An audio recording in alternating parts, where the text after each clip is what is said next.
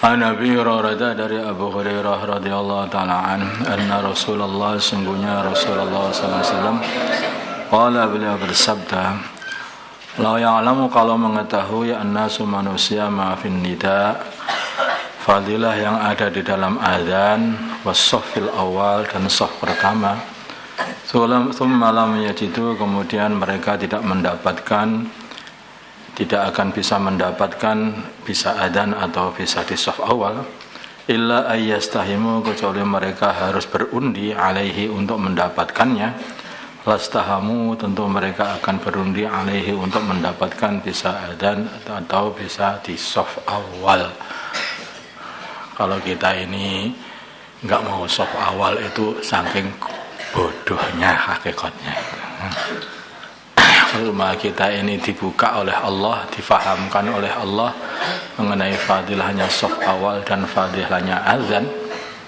Tentu saja kita ini akan berebut untuk jadi muadzin dan berebut untuk mendapatkan shaf awal. Seumpama perebutan ini mendatangkan madarat, kemudian ada orang yang membuat kebijakan begini sajalah, diundi dulu siapa yang shaf awal, siapa yang azan. Tentu semua orang akan ikut undian itu saking pengen mendapatkan bisa azan dan bisa di shaf awal.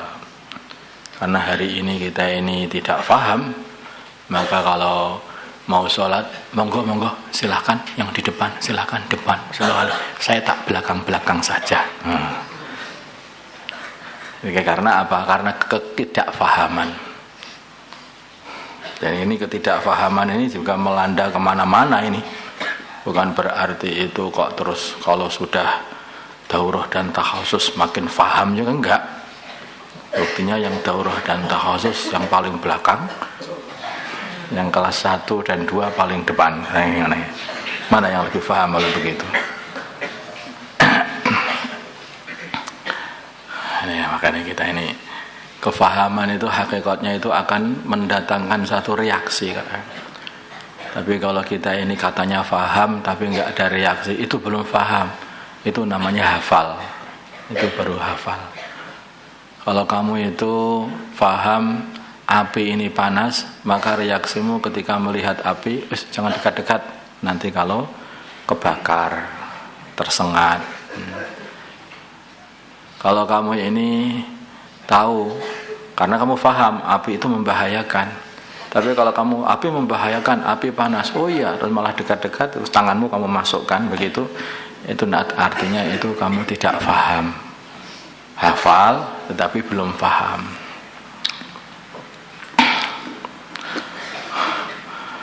Walau ya'lamuna, dan kalau mereka, kalau ya'lamuna, dan kalau para manusia mengetahui ma fit tahzir, pahala atau fadilah di dalam berbagi-bagian untuk salat subuh, lastabaku, sungguh mereka akan berpacu ilaihi untuk mendapatkan berbagi-bagian untuk salat subuh. Wala ya'lamuna, kalau para manusia mengetahui ma fil atamah, fadilah atau pahala di dalam salat isya was subhi dan salat subuh. Tabkir ini umum saja aja. Ini tahjir ini.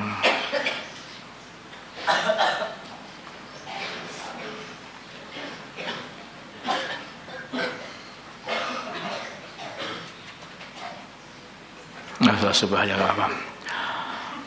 Bahwa subhi la atauhuma, sungguh mereka akan mendatangi salat subuh walau habwan, walaupun dengan merangkak atau mengisot atau merangkak.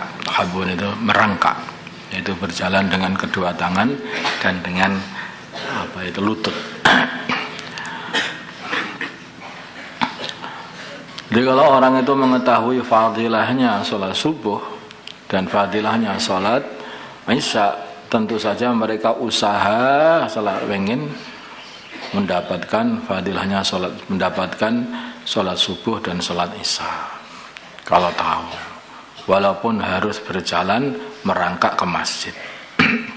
Al-istiham maknanya istifham, al-iqtira'u adalah berundi. Wa tahjir dan tahjir tabkir adalah berbagi bagian ila salati kepada ke salat. Wa an Muawiyah dari Sayyidina Muawiyah radhiyallahu taala anhu qala Sayyidina Muawiyah berkata, sami'tu aku mendengar Rasulullah sallallahu alaihi wasallam yaqulu bersabda, al-muadzinun orang-orang yang berazan, atwalun nasi adalah orang yang paling panjang, adalah manusia yang paling panjang, a'naqan lehernya yaumul qiyamah pada hari kiamat, rawahu Muslim. Maksudnya itu paling panjang itu maksudnya mereka itu dalam kondisi dalam hay'ah yang sangat indah, lehernya panjang. Nah, leher itu bukan panjang, enggak begitu ya, panjang maksudnya. Tapi bukan panjangnya cacat, tapi panjangnya indah itu. Rawahu Muslim. Karena dulu tenggorokannya itu dibuat untuk manggil orang-orang sholat. Sehingga dihadiah oleh Allah leher yang indah dan panjang gitu. Ini kebalikannya karena leher yang pendek itu buruk ya. Leher yang pendek itu tidak indah, tapi leher panjang itu indah. Karena orang itu kalau lehernya pendek jadi kurang ganteng, tapi kalau lehernya panjang dia itu tampak ganteng dan tampak tinggi. Demikian juga kalau dia itu di mahsyar, orang-orang ahli adzan ini karena lehernya itu panjang, maka dia tidak akan tenggelam dalam keringatnya. Wa an Abdullah bin Abdurrahman bin Abi Sa'sa'ah anna Abu Sa'id al-Khudri, sungguhnya Abu Sa'id al-Khudri radhiyallahu taala anhu, qala, beliau bersabda,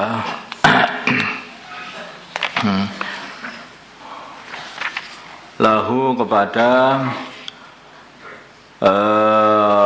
Abdullah bin Abdurrahman ibnu Abi Sa'sa'ah, berkata ini sungguhnya aku araka melihatmu tuhibbu mencintai al-ghanama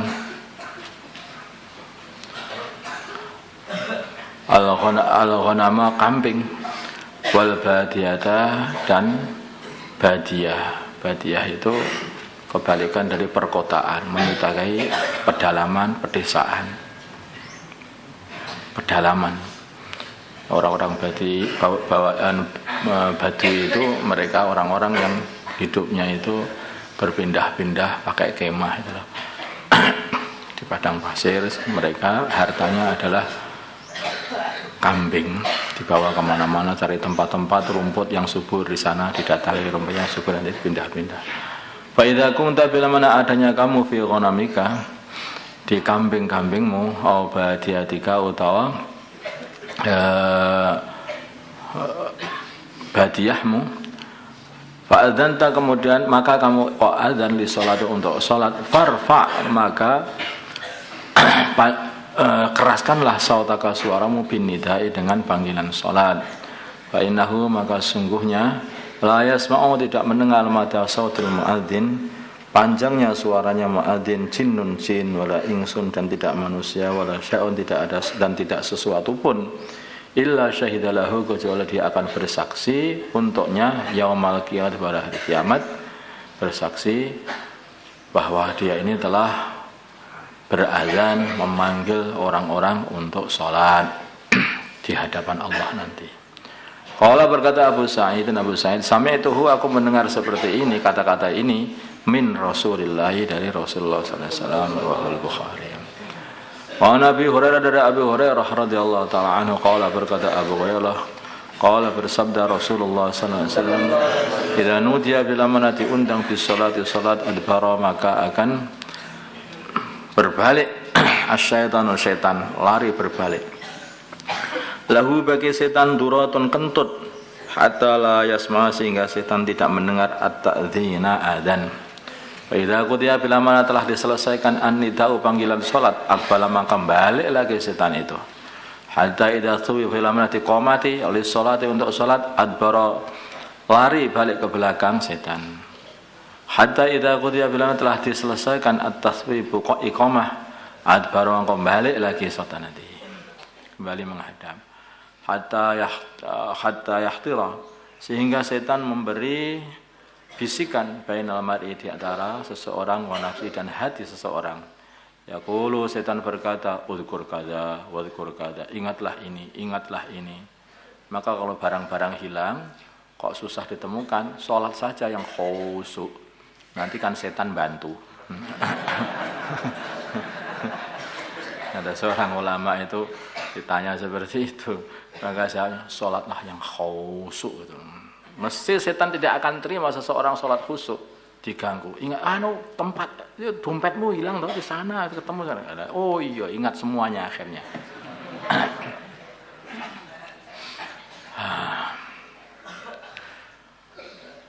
Kelima, mengingatkan kepada perkara lam yadkur yang dia tidak ingat min qablu dari sebelumnya sholat. Jadi sebelum sholat enggak ingat, begitu sholat ingat semuanya. Hatta yadalla, sehingga terus ar-rajulu seorang laki-laki, sakaya adalla, sehingga jadilah ar-rajulu laki-laki yang sholat tadi, ma yadri, dia tidak mengetahui kam sholat, berapa rakaat dia telah sholat. Akhir-akhirnya udah berapa rakaat ya ini, bingung. Muttafaqun alaih. At-taswib, maknanya taswib, al-iqamah adalah iqamah. Allahumma salli ala sayyidina Muhammad wa ala sayyidina Muhammad. Allahumma salli ala sayyidina Ibrahim wa ala sayyidina Ibrahim wa ala sayyidina Muhammad wa ala sayyidina Muhammad.